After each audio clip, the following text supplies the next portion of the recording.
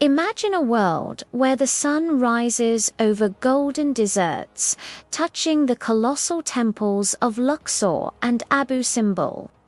This was the world of Ramses II, one of the most powerful pharaohs in the history of ancient Egypt.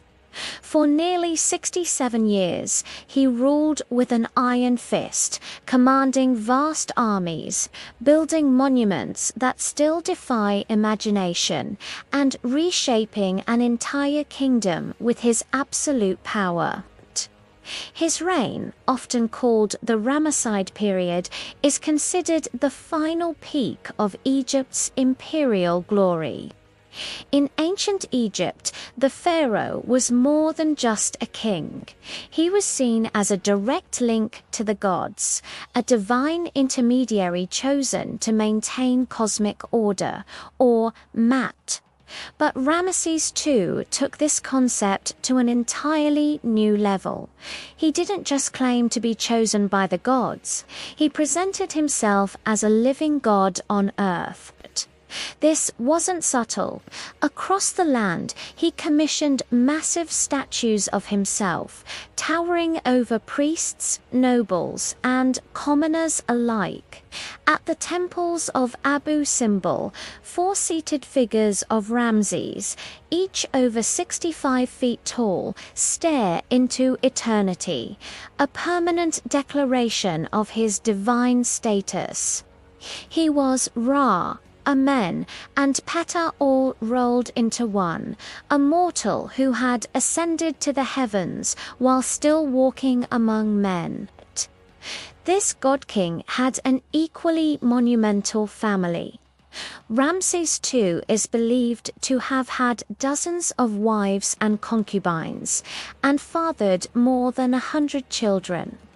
His great royal wife Nefertari was celebrated for her beauty and influence, but the royal court was a sprawling, complex web of relationships, and within this web lies one of the most controversial aspects of his reign, the claim that he married several of his own daughters.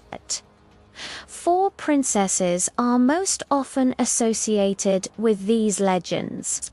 They were Bintanet, his firstborn daughter, Meritamen, Nebetoi, and Henopmaya, raised in unimaginable luxury within the palace walls. These women were groomed for powerful roles.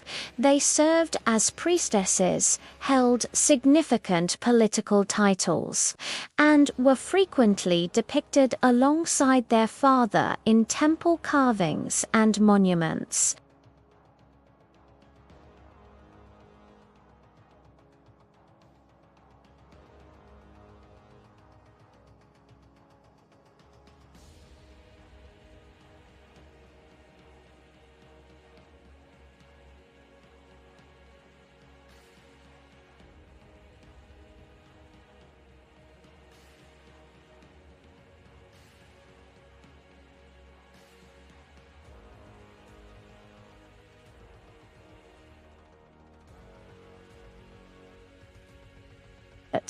The title of king's wife might have been an honorary one given to his daughters to grant them the highest possible rank and status within the court effectively, making them the most powerful women in Egypt after the pharaoh himself. It was a way to keep power and religious authority consolidated within the immediate family, preventing any outside lineage from gaining too much influence. In this view, the unions were political and ceremonial, not physical. However, other historians believe the evidence points to real, consummated marriages. In certain ancient royal dynasties, including some in Egypt, incestuous unions were practiced to preserve the purity of the divine bloodline. The royal family believed their blood was sacred, a direct lineage from the gods.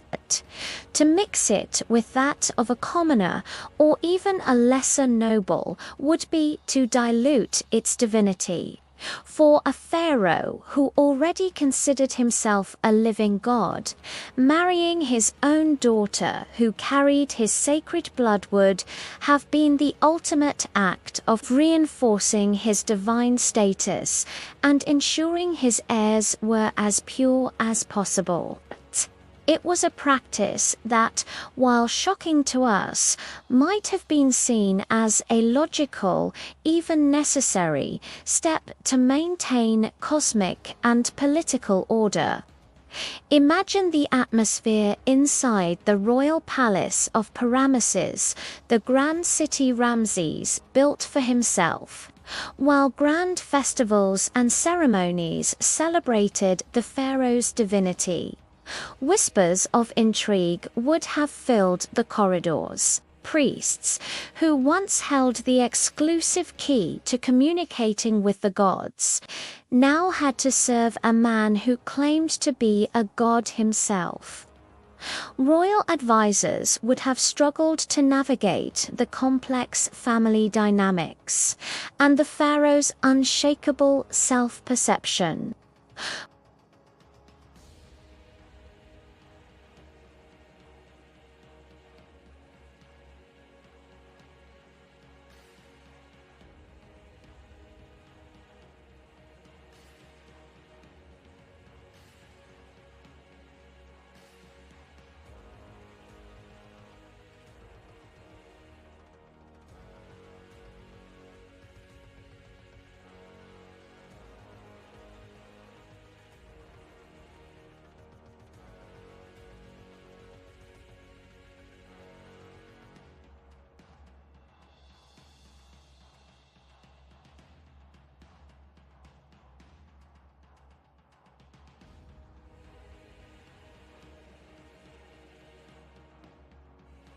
This absolute power would have been felt even within his own family.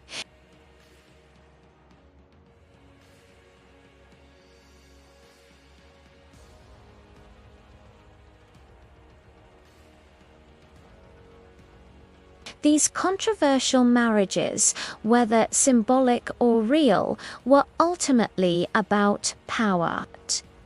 They were a strategic tool to control the royal bloodline, centralize authority, and elevate the pharaoh's status beyond anything that had come before. By taking his own daughters as royal wives, Ramses was sending a clear message. His family was not like other families. They were a divine dynasty, separate from and superior to all other mortals. His actions didn't just define his own reign. They reshaped the very concept of kingship in Egypt, setting a precedent that would echo for centuries. And his legacy is everywhere.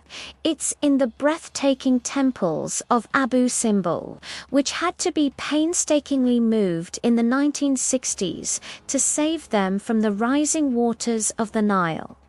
It's in the ruins of his great capital Ramesses.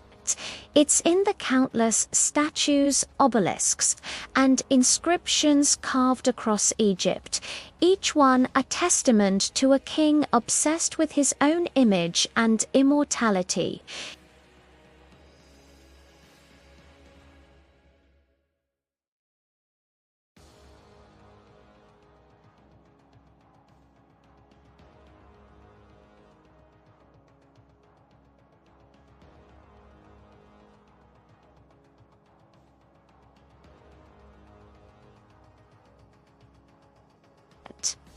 In the end, Ramses II is remembered as both a hero and a mysterious warrior king, a builder of wonders, a ruler who thought himself divine, and a man surrounded by legends that continue to challenge our understanding of ancient Egypt.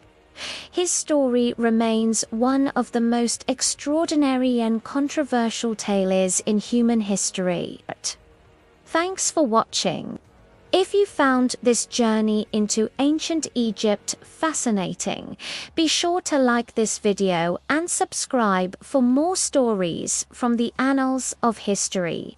We'll see you next time.